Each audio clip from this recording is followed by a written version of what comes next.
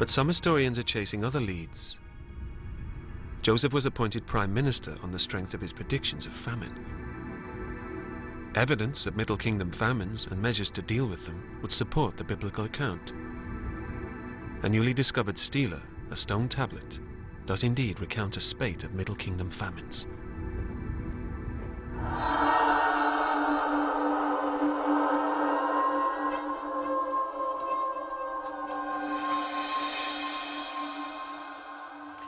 This is an interesting stela. We see the governor, and in front of him statements of various events of his life. One of them is a mention of a famine, and it indicates to us that famines were quite frequent. The mention of famines is not haphazard. It's mentioned in certain episodes, and almost invariably we can correlate those famines with global climatic changes.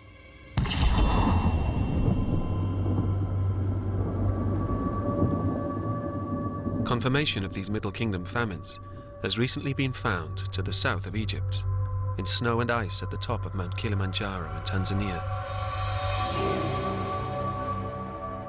Lonnie Thompson and his team of geologists climbed from the jungle to beyond the snow line to drill for ice cores. And these ice cores can tell us about Egypt's climate history. Kilimanjaro is, let's say it's the only site that you can get an ice core record that would record events in this part of the world. But it's also very relevant to the history of Egypt because the headwaters of the Nile depend on rain, and the accumulation on this ice field on Kilimanjaro depends on snow, all coming from the same events. So they are very closely linked, and you should see a record of that in these ice cores.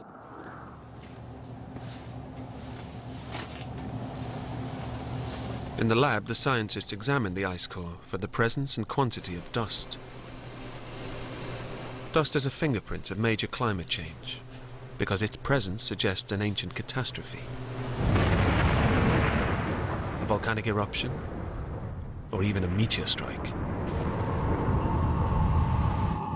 Such an event would throw massive quantities of dust into the atmosphere, disrupting weather patterns and rainfall, causing drought and ultimately famine. Well, these are sections of the Kilimanjaro ice core. They're from about 40 meters below the surface. And this is the older piece that we see here. And we see this very distinct dust event. This represents 4,200 years ago. It's a 300-year drought in the Egyptian history. This is not the famine Joseph predicted, but the cataclysmic famine that led to the cannibalism discussed in Ankh-Khetiphi's tomb 500 years before Joseph's time.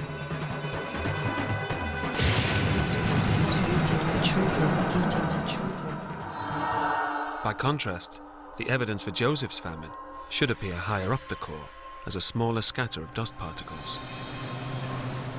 As you come up in the core, you can see that it's a very clean core up until very top here. You can see these very small particles, dust clumps of this event about 3,600 years ago.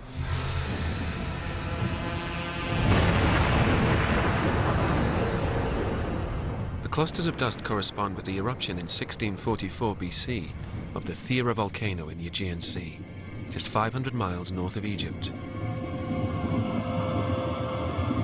Now, the Bible, of course, is quite specific that the famine lasts 7 years. This 7-year cycle also rings true. It fits with the climate phenomenon known as El Niño, which has often caused famine, always in 7-year cycles. We have one of these events that occurred between 1790 and 1797. Very large drought through India. In 1792, in north-central India, 600,000 people starved to death. And at the same time that you have the drought in India, you have very low water levels in the Nile River. And it lasted for 7 years. The Bible also claims that as vizier, Joseph took measures to deal with the famine. Since famine is often caused by drought, one important task would have been to ensure that water continued to reach agricultural areas.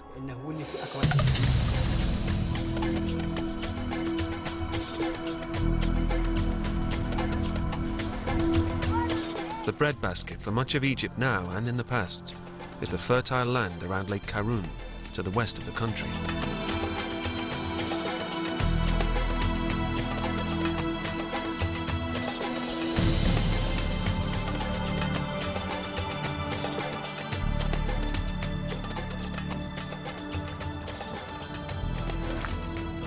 Here we are in the middle of Lake Karun in the Fayum Depression.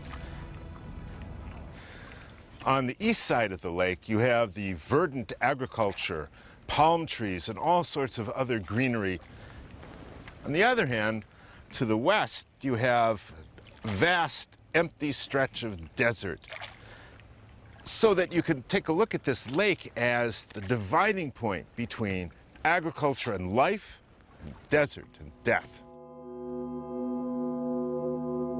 In very ancient times, the lake was fed by water from a branch of the Nile. But the Old Kingdom drought that devastated Egypt caused this branch to dry up, turning the lake to dust.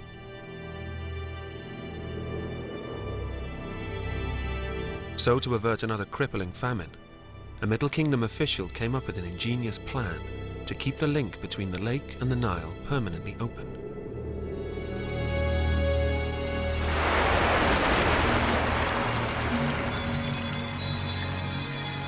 The Egyptian government decided to dredge one of these branches and make it deeper and keep it free from silt, and essentially make it a functioning canal.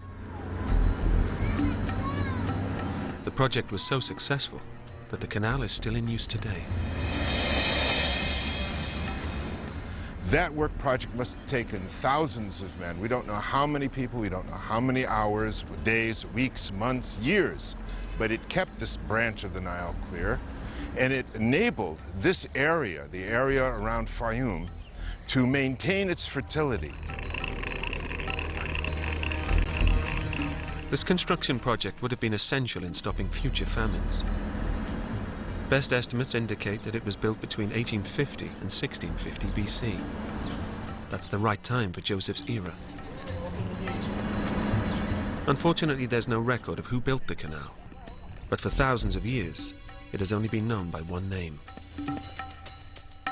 In Arabic, it's the Bawa Yusuf, which translated into English is the waterway of Joseph.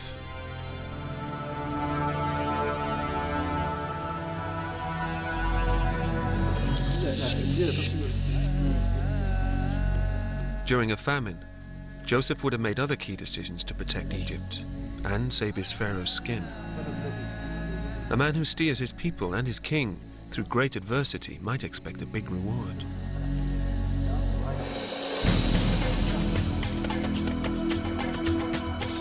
The Bible claims that Joseph asks Pharaoh if his family can settle in Egypt. Pharaoh allows Joseph and his brothers to live in a city called Pt4 in the Nile Delta in the north.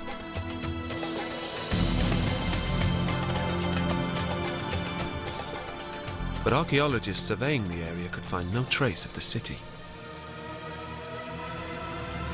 Then one day in the 1970s, a farmer found the first remarkable clue: the remains of a colossal statue. Archaeologists are convinced this was the site of the city mentioned in the Bible.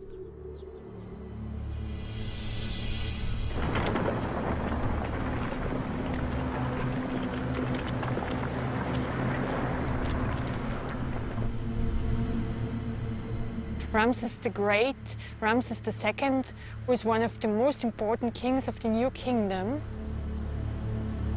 This is the area of Pt4, his capital. It was a huge city in this time. We have here the statue, and we know we have a temple over there and several other temples and villas.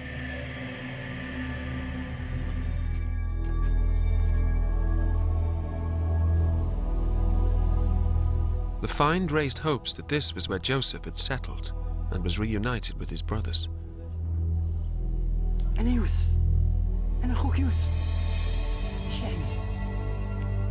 But these hopes were dashed when archaeologists established that Pt4 was built 300 years after Joseph's time.